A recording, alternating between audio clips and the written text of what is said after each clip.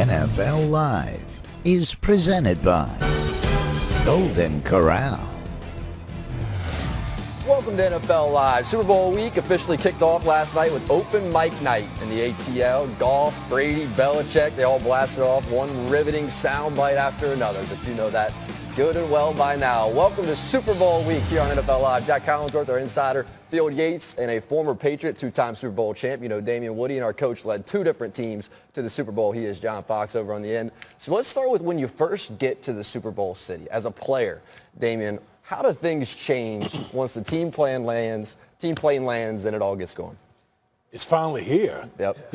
You know, once you get away from the facility, you realize, okay, now we're in the big game.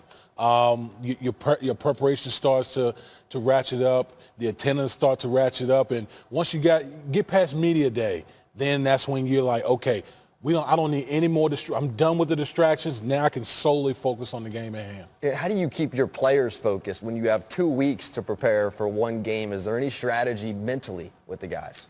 Yeah, I think, really once you get there and they get situated, they have a schedule, you have meetings. It's going to be like another practice week, but it's going to be on the road versus at the facility. So it's a pretty tight group, but as far as the media attention, the people out there, I remember our trip to New York, TMZ's there. You go eat dinner and they know where you went, what you did, and just making guys aware that people are watching. Oh, that's right.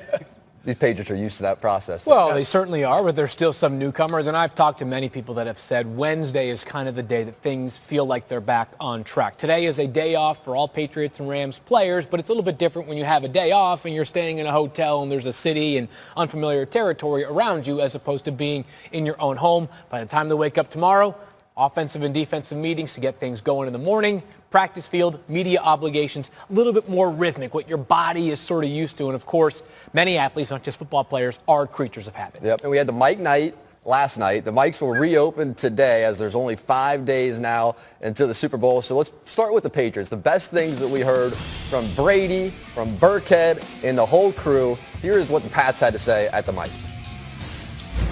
I just can't believe this because it's, there's no way to describe for me what my career's been, and I feel like I've just been in the moment so much, and every year just trying to get a little bit better, and to have the opportunity to play in this game, I think I just have more appreciation because the older you get, the fewer chances you're going to have.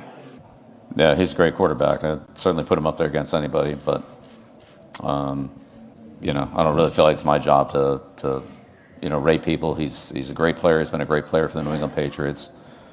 Certainly his record is unmatched. Glad he's my quarterback. The Rams are, as good as any team that we face all year. So it's going to be a great game. We're going to work hard to get everything out of the way, put all the distractions aside, focus on what we need to do to try to get us to play our best football because that's what it's going to take. There's not going to be an easy play in this game. Yeah, it's a great challenge. Like you said, Donald, he's a tremendous player, maybe defensive player of the year this year. So, it's a great challenge for us. We got to know where those guys are at all times and making sure on top of it because they can disrupt your game plan like that. All the things they do, they don't do them to be friendly to the defense. They're very inhospitable to the defensive coaches and players. They make it tough.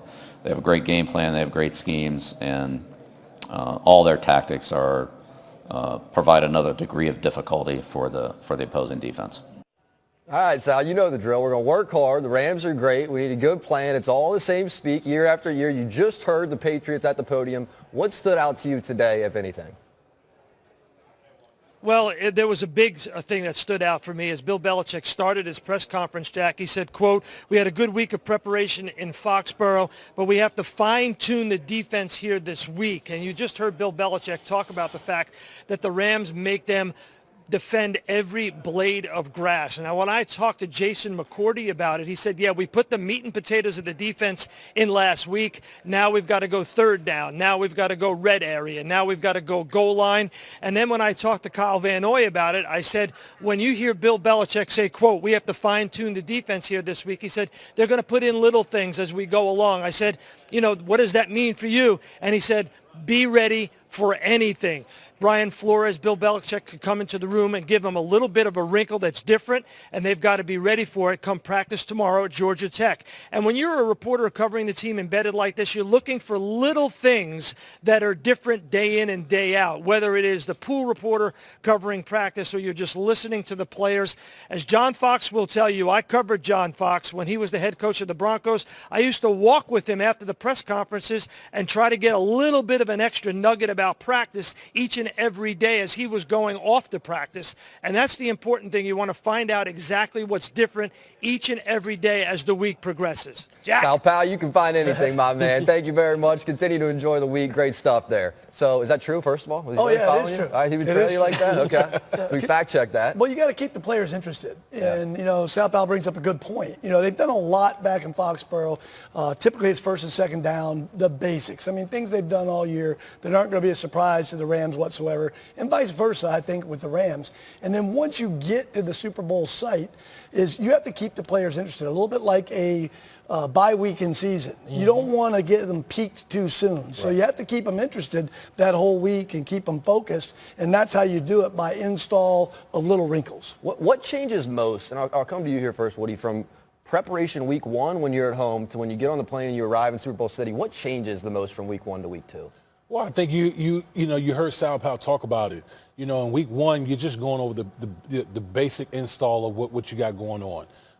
The run game, the defensive personnel, what are you going to do? But once you get to the Super Bowl, now it's all about the money down, like third down, red zone, things that, in the game of football is situational. Yep. And once you get to the Super Bowl city, now you start working on the situational things, little wrinkles in the game plan. Sometimes, even with the Patriots, we would just throw things out and install them like right up until the game time. So all these things transpire this week during the Super Bowl. Players and coaches and everybody involved with both teams are acutely aware of the gravity of the moment. But during the first week of Super Bowl prep, you can do your best to normalize things. It's still the same practice field you're accustomed to, the same weight room, and close to the same number of media members attending your practices during open portions of practice. When you touch down, whether it's Atlanta, Houston, Miami, New Orleans, wherever the Super Bowl is, and of course it's Atlanta this year, the gravity is something that some people will succumb to, but everybody will be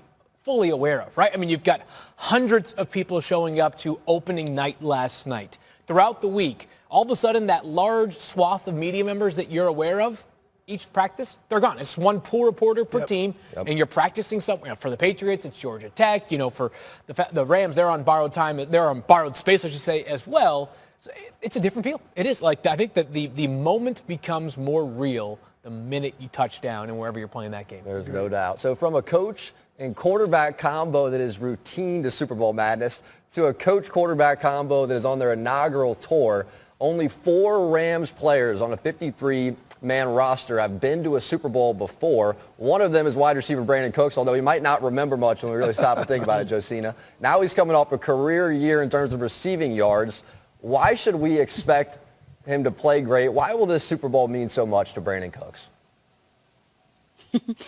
Well, Jack, if you really think about it, Brandon Cooks is coming off a heck of a playoff run. Last week, he played the New Orleans Saints, a team that drafted him in 2014 and still traded him to the Patriots in 2017, even after having 3 1,000-plus receiving yards.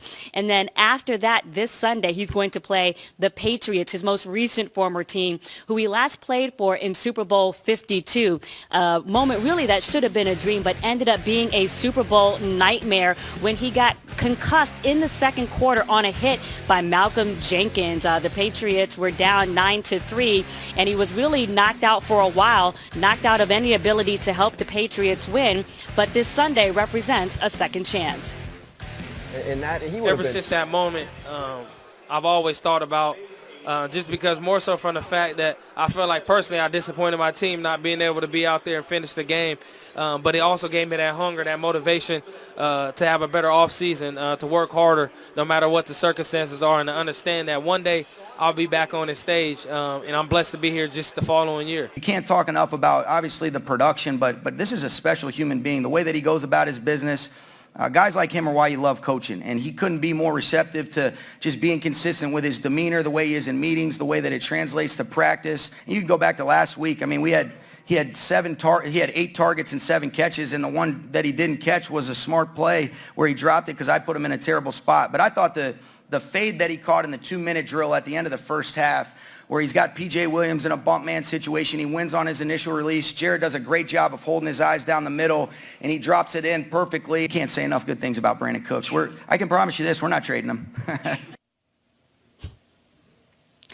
And, Jack, if you think about it, it's really remarkable that he even found a home with the Rams. They gave him a 5-year, $80 million extension without even playing yet for them in uniform. And I asked him last night at the media night, why do you think the 2 other teams gave up on you, that being the Saints and the Patriots? And he said, Josine, I think that's a really good question. I don't know that I know the answer about that. But he said, at the end of the day, I know that God doesn't make mistakes. I know that I can play at an elite level. And really, I think it just added fuel to the fire. Jack, back to you. Yeah, and you can still remember, Josine, almost back to like August when everybody already knew Cooks was fast, but McVay talking about, he's like, couldn't believe how fast he really was when he got to see him in training camp.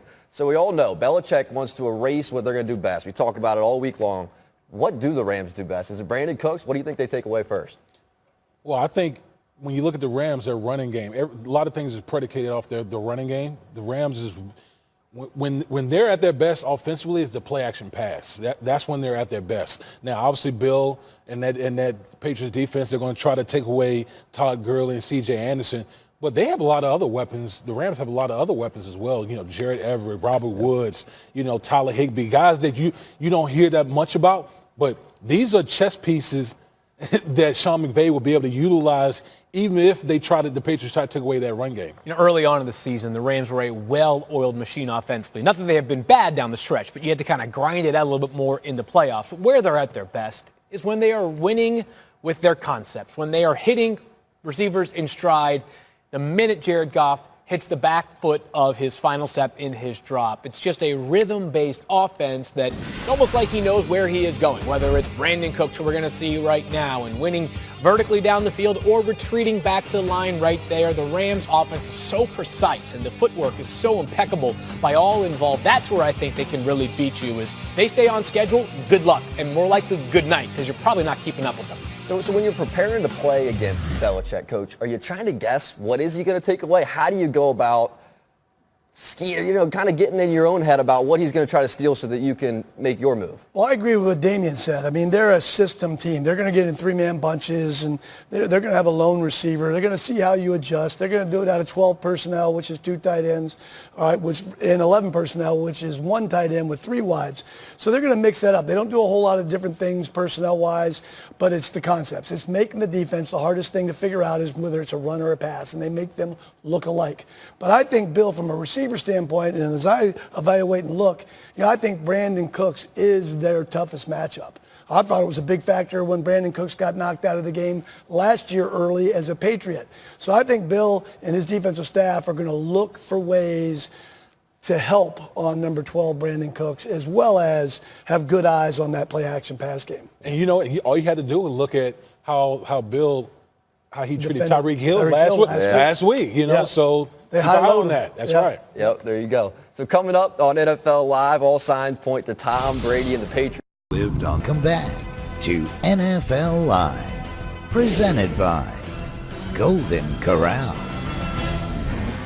Thursday, 9 Eastern, 6 Pacific will premiere our next ESPN 30 for 30 film titled Deion's Double Play. It focuses on the 24 hours in October 1992 when Deion Sanders, at prime time, played in Game 4 of the NLCS in Pittsburgh, then for the Falcons in Miami the next day, and then that night flew back to Pittsburgh for Game 5 of the NLCS. You can always watch it on the ESPN app from anywhere that you are. So the Southeast has been a hotbed for football this week. You have the Super Bowl. It's going to take place in Atlanta, the Pro Bowl this past Sunday in Orlando, then the Senior Bowl in Mobile, Alabama. So we have all this stuff going on. The quarterbacks from the Senior Bowl, what's the latest buzz with these guys right now? First of all, league-wise, a lot of buzz about the job that Jim Nagy did in his first year organizing the event, but a really strong crop of quarterbacks emerged, or a deep crop of quarterbacks emerge. And let's begin with Drew Lock of Missouri, a player that was once touted as a potential future #1 overall pick. Now, I don't think he's going to rise that high here, Jack, but I think he does check off a lot of the physical attributes. Now, the tape was inconsistent in college, but he had a good week of practice there at the Senior Bowl, and I think he's a player who during this process has a chance to emerge as potentially the #2 quarterback in the class. Daniel Jones from Duke actually was an early entrant, if such a thing exists, in the Senior Bowl after just his junior season at Duke. When he had graduated, he was named the Senior Bowl MVP. Big, physical guy, 6'5", all up, 220-plus pounds, a guy who, again, had a really strong week of practice following a very good season at Duke under, of course, David Cutcliffe, a well-known quarterback guru. Moving along to Jarrett Stidham, who began his college career at Baylor. He's caught the eye of our friend, Louis Riddick, who, of course, does exemplary work evaluating players, and Stidham finished up at Auburn. Maybe not the most pro-style offense you could see, but, God, another guy that just sort of checks a lot of the physical boxes. Would like to see him have an opportunity to rep more of these pro-style throws and reads. Could be a guy hearing his name on day 2 of the draft. How about the wild card here? Tyree Jackson out of Buffalo. Looks more like a basketball player at 6'8" than a quarterback in some ways, but he's got a massive arm, as you're seeing showcased right there. I think the reality with Tyree Jackson is it's not necessarily going to be the good plays or the bad plays. It can be able to find the middle ground there, Jack. You have to be the same player down in and down out. Can't be a splash of highlights offset by a splash of lowlights, but 4 guys I think had a strong showing this past week in Mobile. Yeah, it's good stuff. And this magic carpet ride of Nick Foles, we don't know where it's going to land next. Where do you think his value and best fit for Foles coming up this offseason? You know, as I look down the board again, it could go a lot of different directions, but I'm going to go with the Jacksonville Jaguars, and here's why. I know Tom Coughlin, I know the culture, I know Doug Marrone, I know what he's trying to establish. You know, I'm not sure the Jacksonville Jaguars handled their success this season quite like they would have liked it, and the upper management would have liked. Nick Foles answers all those check boxes, all right? He's a great leader. He's great in the locker room. You saw, you know, the effect he had, you know, on the Philadelphia Eagles down the stretch through the playoffs. And if it weren't for that little bobble by Alshon Jeffrey, who knows where they could be if they may not be in Atlanta. So I'm saying Nick Foles, in my opinion, fits the Jacksonville Jaguars. I actually really like that. What do you think about that? Well, another connection that people have certainly kept in mind is that John D. Filippo is now the offensive coordinator in Jacksonville, previously served as the quarterback's coach for Nick Foles. I don't know if we still have access to the graphic that previously showed some of the teams that could be hunting for quarterbacks, but if you're sort of considering who might be in the market, well, here are some teams to keep an eye on, specifically in the top half of the draft. You know the Raiders have Derek Carr, but you know something, Jack?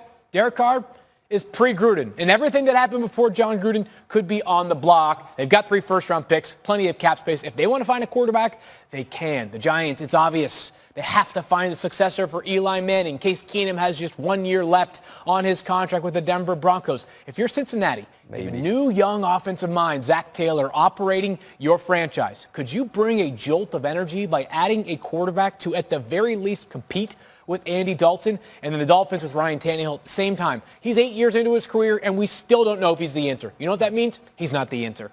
Alex Smith in a perilous situation, obviously, with Washington. We continue to wish him the best of luck in his recovery. But for now, if you're the Redskins, it behooves you to be thinking about the quarterback position more seriously than you would have thought 6 months ago when you traded for Alex Smith, or maybe it was even longer than that. But the point remains, if you're the Redskins, you have to be thinking about a quarterback. Yeah, I think the Bengals need something to re-energize that fan base a little bit because it got very tired, got very stale there in Cincinnati. There is a massive football evaluation that needs to take place, but I don't think there is a team in the NFL that could stand to benefit more from an excitement standpoint than the Bengals drafting Kyler Murray. We'll see if he merits a top overall, 11th overall pick, but Kyler Murray would immediately, along with Zach Taylor, their new head coach, make the Bengals one of the most exciting teams to watch in the NFL. There's no question. And Nick Foles, I mean, he was 13 games is what he played with the Eagles and only lost 3 of those games.